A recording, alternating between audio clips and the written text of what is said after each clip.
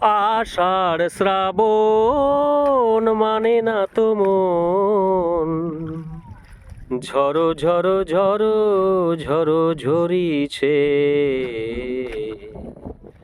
তোমাকে আমার মনে পড়িছে। এই যে বর্ষারানীর আগমনের সাথে সাথেই চাষিদের কি চলছে, চাষিদের চারা ফেলানোর কাজের যে একটা এস্টিমেট সেটা চলছে। এই যে দেখতে পাচ্ছেন আমাদের সত্যদা খুব ব্যস্ত আছে ঘাই বাঁধানোর জন্য। মানে যে প্রচণ্ড বৃষ্টি হয়েছে, সেই বৃষ্টির মধ্যে এত বৃষ্টি, চারিদিকে বন্যা। এটা বাঁকুড়া জেলার একদম দক্ষিণ বাঁকুড়ার একটি গ্রাম, সেটি হচ্ছে লুড়কা। সেই লুড়কা গ্রামে চারিদিকে বন্যা, কিন্তু গোটা দুনিয়া ডুবে গেলেও আমাদের এখানে একাঠো। মানে এত বন্যার মধ্যেও চারিদিকে মাঠ খাঁ খাঁ করছে।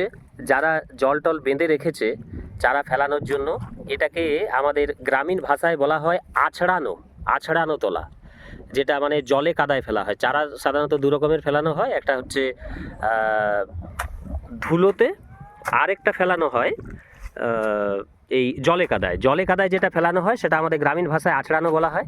তো সেই আছড়ানোর জন্য ওই যে দূরে দেখা যাচ্ছে চাষিরা অনেক জায়গায় জল টল বেঁধে রেখেছে তারা চারা ফেলানোর জন্য। বাকি মাঠ খাঁ খাঁ করছে যারা খুব চালাক চাষি, যেমন এই যে সত্যদা খুব চালাক চাষি। মানে বৃষ্টি মানে মেঘ ধরলেই সত্যদা তার আগেই বৃষ্টির পরের কাজটা আগে সেরে ফেলে। এইরকম চাষের ক্ষেত্রে বাতালি বা এই সুযোগটা হাতছাড়া করা উচিত নয়।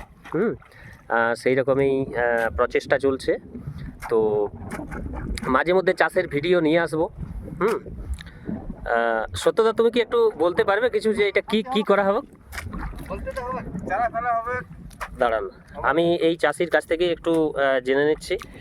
এই যে জল টল যেগুলো বাঁধানো চলছে, এগুলো মানে কেন, কি জন্য বাঁধানো হচ্ছে? তলা ফেলানোর জন্য। মানে আর কি বাতালি পাওয়া যাবে না এরকম?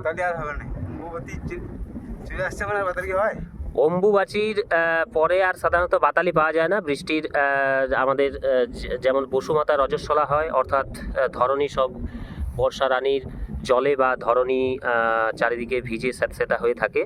তো সেই রকমই অম্বুবাচীর পরে আর পাওয়া যাবে না। তার জন্য চাষিরা খুব মনোযোগ দিয়ে চারিদিকেই জল বেঁধে চারা রোপণের কাজটি করছে। তো তাহলে তুমি কতটা চাষ করো সত্যদা? 6 বিঘা চারাটা ফেলা হয়ে গেছে? না, এই তো ওই জন্য ঘাই বানছি। মানে এখনো ফেলানো হয়নি একটুকুনো? না। আর সব কি তোমার এই জলে কাদায় ফেলানো হবে, মানে আছড়ানো? আচ্ছা। আর লাগানো কত মাসের, আষাঢ় মাসের কত তারিখে লাগানো, না সেই শ্রাবণ মাসে? শ্রাবণ মাসে মানে শ্রাবণের 10-15। এখন যদি চারাটা রোপণ করা হয় তাহলে শ্রাবণের 10-15 এই সব মাঠ শস্যে পরিপূর্ণ হয়ে যাবে। ধানে চারিদিকে ধান শুধু ধান দেখা যাবে। তো যাই হোক, সেই রকম মাঝে মধ্যে চাষের ভিডিও করব, সাথে থেকো। সবাইকে অসংখ্য ধন্যবাদ। একটু মন গেল, তাই একটা আজকে ফাঁকা মাঠের, কিছুদিন পর তো এই মাঠ ধানে পরিপূর্ণ হয়ে উঠবে, আর তো এই ফাঁকা মাঠ দেখার সৌভাগ্য হবে না। লক্ষ্মী যেন এই মাঠে বিরাজ করছেন, এইরকম একটা দৃশ্য আমরা মানে দেখতে পাবো। যাই হোক, সবাইকে অসংখ্য ধন্যবাদ। নামটি? সত্যপাত্র। 6 বিঘা চাষ করেন উনি। সবটা কি একই ধান? সব স্বর্ণ।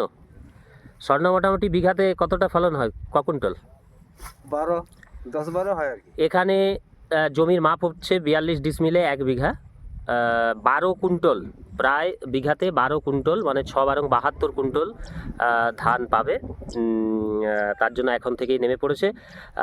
সবাইকে জানাবো যে আমাদের এই কৃষক ভাই সত্যদাকে আশীর্বাদ করো, যেন 12 জায়গায় আরও 15 কুইন্টাল ধান ফলাতে পারে।